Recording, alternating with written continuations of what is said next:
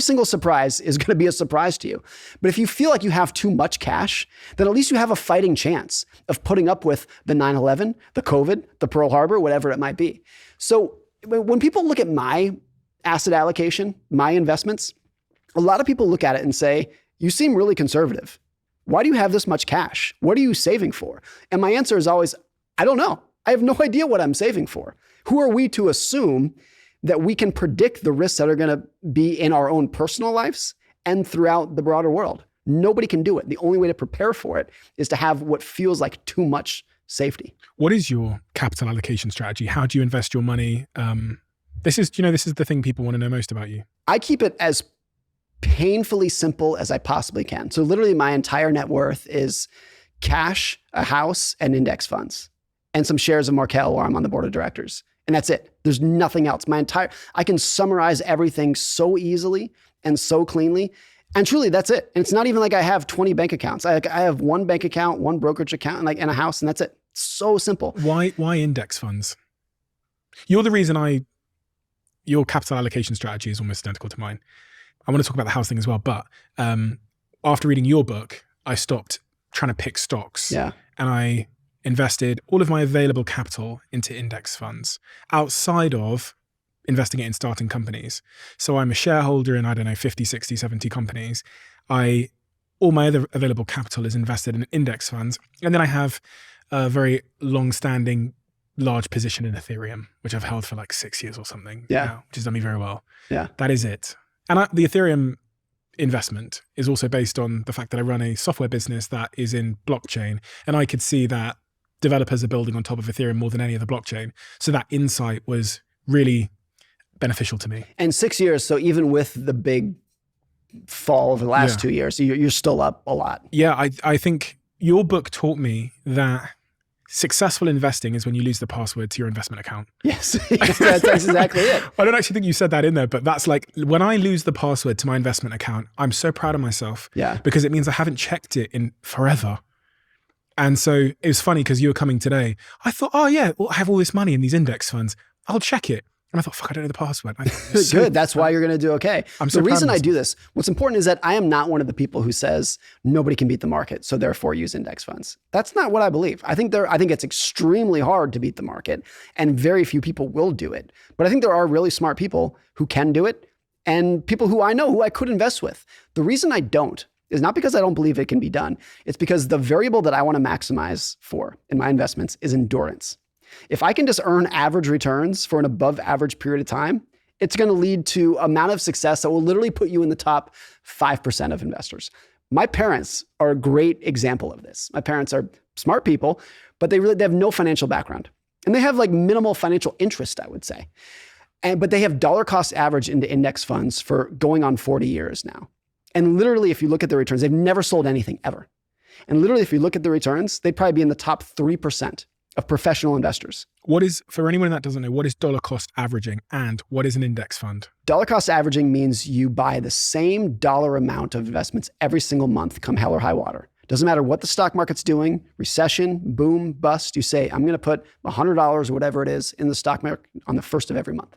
Now, most people who have a 401k at work are doing this whether they know it or not. They have $100 or whatever removed from every paycheck, and it goes into the funds that they own, and they don't have to do anything. Whether you know it or not, you're actually doing it. The contrast to that would say, I'm going to buy and sell based off of how I feel in the stock market. I wake up, I watch CNBC, I decided to sell, and I'm going to put it back in when I feel better about the market. It's the contrast to that. An index fund is just a single fund that owns hundreds or thousands of stocks within it. And if it's diverse enough, if it's big enough, really what you're doing is you're owning a slice of the global economy, which is how I think about it. It's thousands of individual stocks in there, Tesla, Apple, whatever it would be.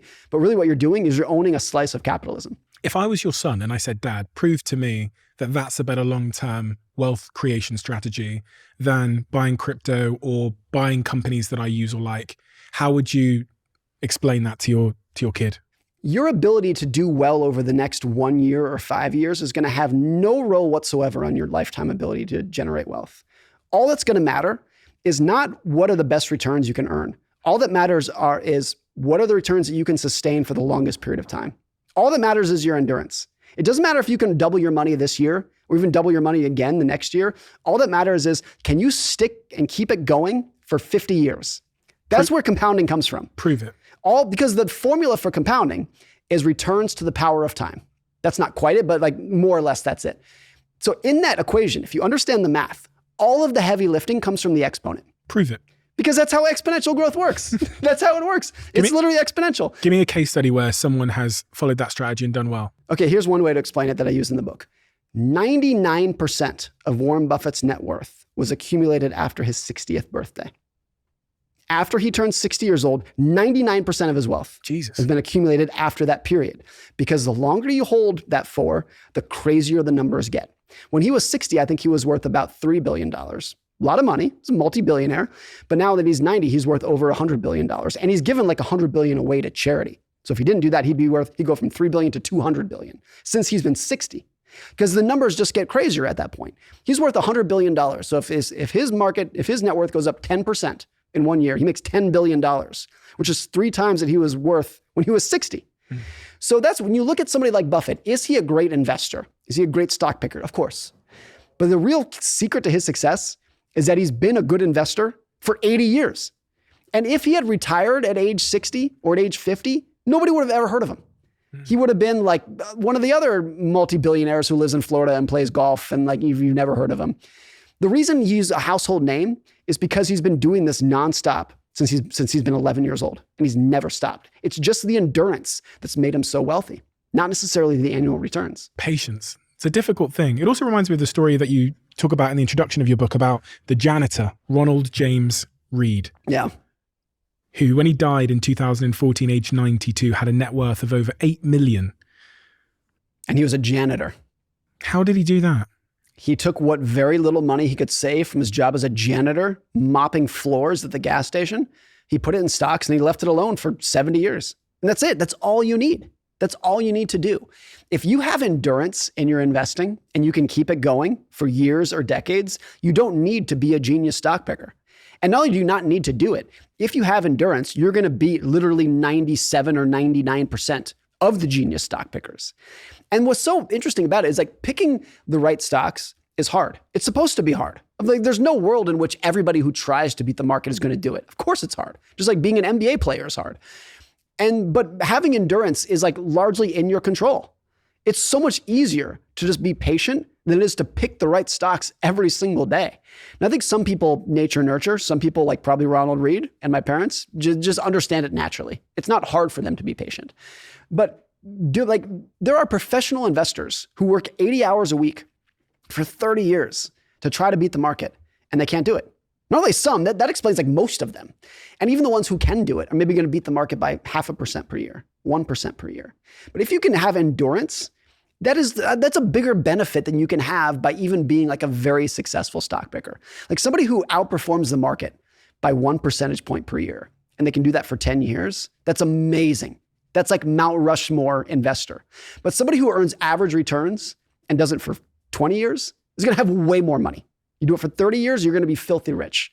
You'd be like Ronald Reed, you can be a janitor who leaves $8 million to charity when you die. But so in the case of Ronald Reed, do you not look at him a little bit and go, listen, bro, if you had $8 or $9 million in the bank, you should have been living it up. See, this is one, I do kind of regret that in the book that I didn't say it explicitly, but I kind of make him out to be a role model. And I don't think that's the case. He's not my role model. I think he's a fascinating story of somebody who became rich despite not having any of the pedigree or any of the skills that are normally associated with wealthy people.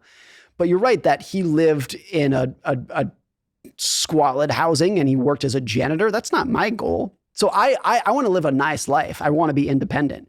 But he's the most extreme example that you can come up with. And I wish I had stated that more clearly in the book. A lot of people have this conversation around pensions. And in the UK, we can pay money from our salary into our pension. But I think a lot of people think, gosh, when I'm 60, when I'm 65, I want to be rich. I want to be rich when I'm 25. Yeah. And I can go to Vegas and,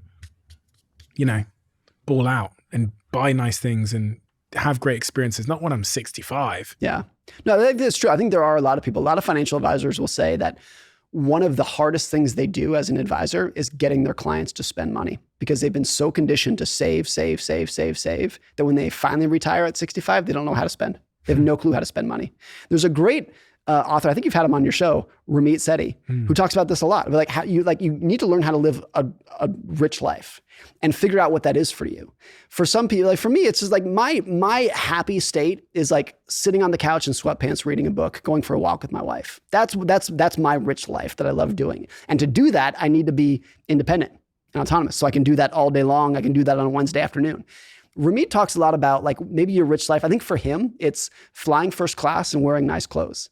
And he talks about like he drives, I think, like a beat up Honda, but he flies first class and he dresses very nicely. So you just have to figure out what is the little thing that's going to make you happy. And I think a lot of people's problem is that society tells you what you're supposed to do to be happy. You're supposed to have a nice car. You're supposed to have a big house. You're supposed to wear nice clothes. That's what society tells you to do. And for some people, that might be the case. For other people like me, I think it's not. That would not ever make me happy. What does make me happy is independence. So I can just do these little quirky things that I like to do. So I think you just have to figure out the little things that make you happy rather than just being forced by society into what they want you to do. Knowing when enough is enough. This was one of the most interesting things that I think really rang true to me was, how do I know in my life when enough is enough? I've definitely been a victim to that external narrative that I need to have these things in my life to be a happy person. But how does one go about knowing when enough is enough? I think back to the story of my father, he just woke up one day and it was obvious that he had been doing what he did for long enough, and he had felt like he had enough and whatnot, and he broke away from it.